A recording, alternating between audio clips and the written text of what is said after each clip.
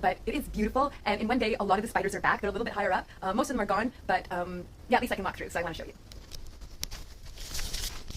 So this is the Aurelia, and that's a croton. Inside this croton, if I can just show you, is an air plant. So there's a beautiful air plant that I have here. And this is a Jamaican croton that I showed you before. That's a red ceiling wax palm, I believe. So this is more spider webs. This is another type of croton. And so I planted these. This is a type of Amapola, and it's like a black, dark purple leaf, and it's delicious, and it's citrus, but this little white aphid things keep growing on it. So I use it in salad, and I had it on the other side of the house, so I put it in this beautiful soil that I've created. I'm picking out all these rocks from the soil. This is a copper leaf, I believe, copper leaf. And of course, all these plants, this is all the Thai, red Thai, I believe. This is my avocado tree. It really is starting to take shape. There is no fruit off it, but there's these brand new massive shoots that have come off it, bright green shoots that have come up. So it's taking a new shape. I cleaned up my cacao, and there's all kinds of yummy fruit in here in my cacao tree. Nice cacao tree. So that's avocado, aguacate. This is my mango tree that just grew up out of nowhere. I don't know what happened. In fact, I had a citrus tree over here. Beautiful citrus tree. Well, overpowered, and I just cut this croton because it was out of hand. All these birds are landing on it. It's really quite beautiful. But this tree is extraordinarily large. This tree is extraordinarily large, but it's, I think I'm going to cut it back. It is producing these fruit. Look at this. First fruit. I should take it from the other side. I have all my, I just moved this one out of the sun, so hopefully it'll green up a little bit. So there's my first mango. And a bunch of other little mangoes in there. Unfortunately, I am very sad to say that back here was where the melecaton was, where my passion fruit was. You guys saw all up here was all the passion fruit. Well, it didn't make it. It started to get mold. So that's why I've really cleared this whole space out. So there's the cacao. Oh, I'm running out of batteries. Okay, well, anyways, here's the starfruit tree. As long as I'm not walking through any major spider webs here, we'll be okay. Walking through. Yes, there's a big guy right there. Can you see him? I don't know if you can see him. I'll have to get him another time. Fortunately, here's another beautiful plant that didn't make it. But this area here, here's my mosaic. Oh, I'm covered in spider webs. All this, my nice aloe. So I've replanted all this wonderful aloe. I'm not put it in smoothies. I'll put it on my skin. Oh, and I have a rose plant that was really quite painful for everyone. Here's my poor oregano. Well, that's fine. Let me try and... Oh, I don't want to start messing around, these spiders around. Well, anyways, that's my oregano. And the rose bush we just threw on the other side of the wall. Anyways, I'll try and get some more of it in the morning for you, because in the morning it just has this special glow.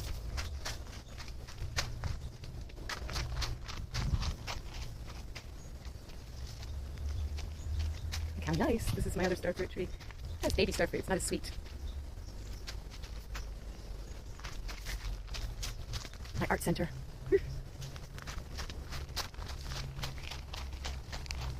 Banana. Hopefully the banana gets better. It wasn't getting much sun. I cut this tree back a lot. Pineapple. Pear cactus. Plantain coming up again.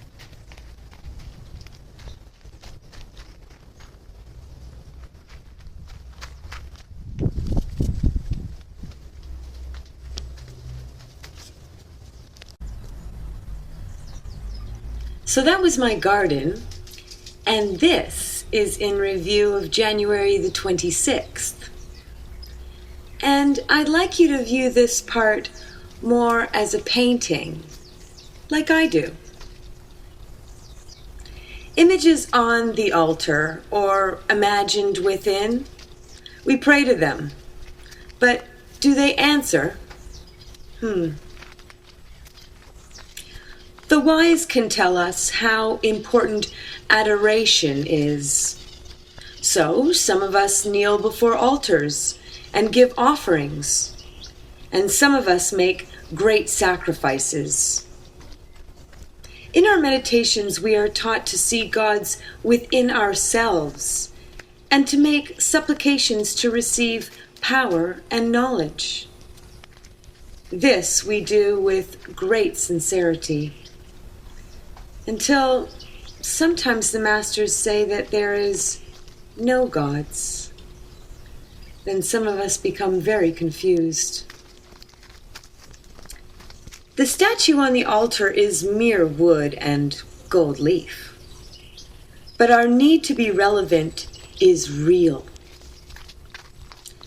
The God within may be nothing but visualization, but the need for concentration is real. The attributes of heaven are utopian conjectures, but the essence of these parables is real. The gods, then, represent certain philosophies and extraordinary facets of the human mind. When we devote ourselves to gods, we establish communion with those deeper aspects. The thought that we are worshiping symbolism may make some of us a little uncomfortable. We are educated to accept only the tangible, the scientific, and the material. We doubt the efficiency of adoring the merely symbolic, and we are confused when such reverence brings about a genuine personal transformation. But worship does affect our feelings and thoughts. When the wise say that there are no gods, they mean that the key to understanding all things is actually within ourselves. External worship is merely a means to point within the true source of salvation. So that was the first part, and this is the second part of January the 26th.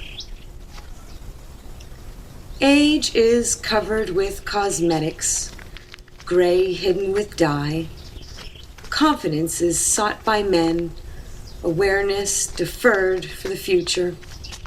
She toils on her job, enduring tension and fatigue, sustaining on tranquilizers, pinning futile hopes on her children.